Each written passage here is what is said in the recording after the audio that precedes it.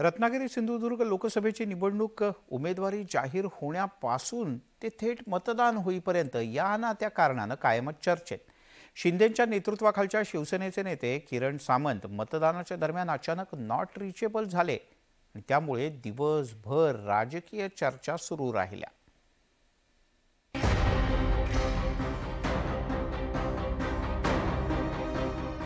रत्नागिरी सिंधुदुर्ग लोकसभेचं मतदान सुरू असतानाच शिंदेंच्या नेतृत्वातील शिवसेना नेते किरण सामंत नॉट रिचेबल झाल्यामुळे राजकीय चर्चेला उधाण आलं होतं। दरम्यान महायुतीला डिवचण्याची आयतीच संधी महाविकास आघाडीचे उमेदवार विनायक राऊतांना मिळाली।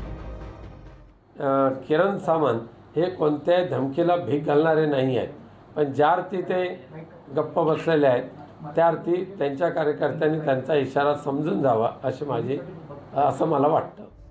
किरण सामंत यांच्या नॉट रिचेबल होण्याविषयी उद्योग मंत्री उदय सामंतांना विचारलं असता त्यांनी हे उत्तर दिले।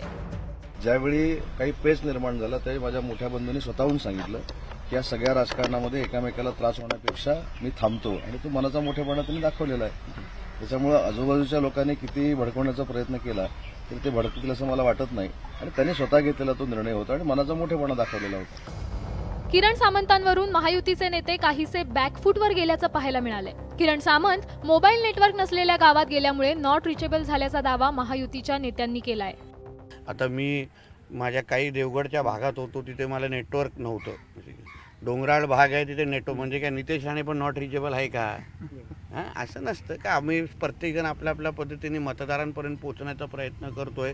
किरणजी करतायत, उदयजी, आम्ही सगळेजण करतो। आता डोंगराळ भाग असल्यामुळे सगळीकडेच BSNLचं नेटवर्क नाही, जिओचं, म्हणून तर आम्हाला राणेसाहेब पाहिजे ना। रत्नागिरी सिंधुदुर्ग लोकसभा मतदारसंघात दिवसभर किरण सामंतांच्या नॉट रिचेबल होण्याची चर्चा रंगली होती। सायंकाळी किरण सामंतांनी त्या चर्चेवर हा खुलासा केलाय। मी रात्री 12 वाजेपर्यंत मतदारसंघामध्ये काम करत होतो। सकाळी 7 वाजता मी बरोबर घरातून बाहेर पडलो। त्याच्यानंतर माझ्या सिम कार्डला तांत्रिक प्रॉब्लेम आल्यामुळे माझं सिम कार्ड बंद होतं, त्याच्यामुळे हा माझा फोन बंद होता।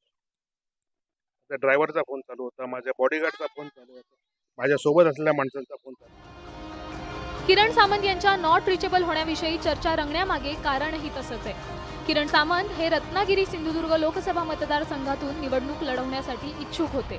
महायुतीच्या जागा वाटपात ही जागा शिंदेंच्या नेतृत्वातील शिवसेनेनं प्रतिष्ठेची केली होती। किरण सामंतांनी या जागेवरून आक्रमक पवित्रा घेतला होता।